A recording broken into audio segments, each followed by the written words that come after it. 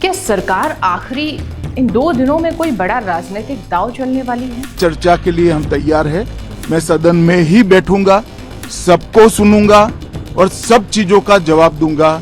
सरकार के पास छुपाने के लिए कुछ नहीं। क्या एफसीआरए बिल पर नरमी दिखाकर परसीमन बिल के लिए विपक्ष का समर्थन हासिल किया जाएगा? छात्र का मामला को लेकर के पूरा चर्चा के लिए तैयार है और पूरा जवाब देने के लिए तैयार है। क्या संसद के गलियारों में अंदर खाने कोई गिव एंड टेक चल रहा है? और अगर ऐसा होता है तो सरकार के पास ऐसा करने की क्या मजबूरी है?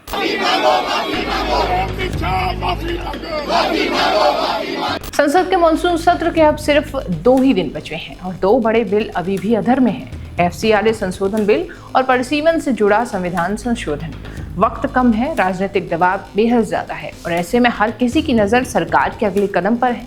आखिर इन दिनों बिलों के बीच क्या राजनीतिक गणित है? आखिरी के इन 2 दिनों में क्या बड़ा फैसला हो सकता है? कहानी शुरू होती है एफसीआरए से और पहुंचती है सीधे परसीमन के बड़े दांव तक। नमस्कार, मैं हूं निकिता और आप देख रहे हैं खबर एक्सपर्ट। सरकार एफसीआरए ला रही है, इसके खिलाफ में हम पूरे विपक्ष के लोग हैं। There should be rules and regulation as per the spirit of the Constitution. There is not a single provision in the proposed FCRA targeting any minority institution. दरअसल 20 जुलाई से शुरू हुआ संसद का मॉनसून सत्र अब अपने आखिरी दौर में है।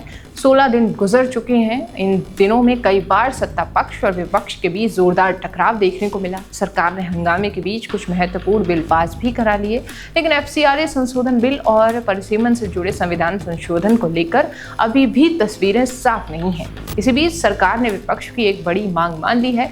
बिजनेस एडवाइजरी कमेटी की बैठक में 20 जुलाई को संसद भवन की ओर से मार्च कर रहे छात्रों के खिलाफ पुलिस कार्रवाई पर चर्चा कराने पर सहमति बनी है। सरकार की तरफ से ये कहा गया कि गृह मंत्री अमित शाह इस मुद्दे पर जवाब देंगे, लेकिन विपक्ष को भी उनकी बातें सुननी पड़ेंगी। लगा कि शायद इससे संसद में चल रहा गतिरोध अब खत्म हो, लेकिन इसके बाद भी विपक्ष की तरफ से दूसरी मांगे सामने आने लगी। समाजवादी पार्टी का कहना है कि वो राम मंदिर के चढ़ावे से जुड़े कथित चोरी के मामले पर भी चर्चा चाहती है और इस पर प्रधानमंत्री नरेंद्र मोदी से जवाब मांग रही है। यानी सरकार ने जिस मुद्दे पर चर्चा का रास्ता खोला, विपक्ष ने उसके साथ अपने दूसरे मुद्दे भी जोड़ दिए। इसी बीच सबसे बड़ा सवाल एफसीआरए और परसीमन बिल को लेकर है। बिजनेस एडवाइजरी कमेटी की बैठक में सरकार ने इन दोनों बिलों को लेकर कोई भी साफ संकेत नहीं दिए, लेकिन पर्दे के पीछे राजनीतिक बातचीत जरूर तेज होती नजर आ रही है। सबसे पहले एफसीआरए की बात करते हैं। कांग्रेस और डीएमके समेत कई विपक्षी दल एफसीआरए संशोधन विधेयक के मौजूदा स्वरूप का विरोध कर रहे हैं, लेकिन कांग्रेस नेता केसी वेणुगोपाल के मुताबिक स्पीकर की तरफ से ये संभावना जताई गई कि बिल का ज्वाइंट पार्लियामेंट्री कमेटी यानी जेपीसी के पास भेजा जा सकता है।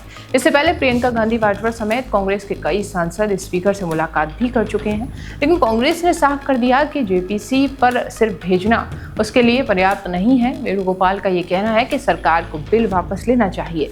इसके बाद गृह मंत्री अमित शाह का स्पीकर से मिलना भी काफी महत्वपूर्ण माना गया और यहीं से ये कयास लगाने तेज हो गए कि सरकार एफसीआरए पर कोई रास्ता निकालने की कोशिश कर रही है।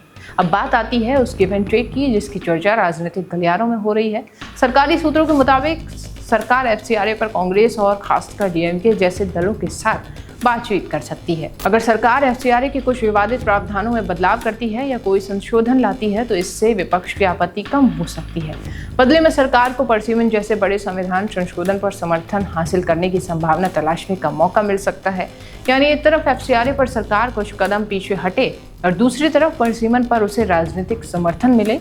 हालांकि अभी किसी आधिकारिक समझौते की घोषणा नहीं हुई है, इसलिए इसे फिलहाल संभावित राजनीतिक रणनीति के तौर पर ही देखा जाना चाहिए। एफसीआरए को लेकर सरकार के रुख पर इसलिए भी नजर है क्योंकि पिछले सप्ताह मिजोरम के मुख्यमंत्री ने गृह मंत्री अमित शाह से मुलाकात की। बैठक के बाद उन्होंने संकेत दिया कि सरकार 12 अगस्त को एफसीआरए बिल को चर्चा और आगे की प्रक्रिया के लिए जा सकती है। अगर ऐसा होता है तो संसद के आखिरी दिनों में इस बिल पर अचानक बड़ा घटनाक्रम देखने को मिल सकता है, लेकिन असली राजनीतिक गणित परसीमन बिल को लेकर है। कुछ दिन पहले ही एनसीपी के शरद पवार गुट के सभी 8 लोकसभा सांसदों ने प्रधानमंत्री नरेंद्र मोदी से मुलाकात की। आधिकारिक तौर पर यह बैठक महाराष्ट्र में सूखे और अकाल की स्थिति को लेकर बताई गई, लेकिन इसे परसीमन पर समर्थन जुटाने की कोशिश से भी जोड़कर देखा जा रहा है। क्योंकि परसीमन सिर्फ लोकसभा सीटों की सीमाएं बदलने का मामला नहीं है, इसका सीधा असर भविष्य में राज्यों के राजनीतिक प्रतिनिधित्व पर भी पड़ सकता है। खासकर दक्षिण राज्यों को डर है कि जनसंख्या के आधार पर सीटों का पुनर्व्यास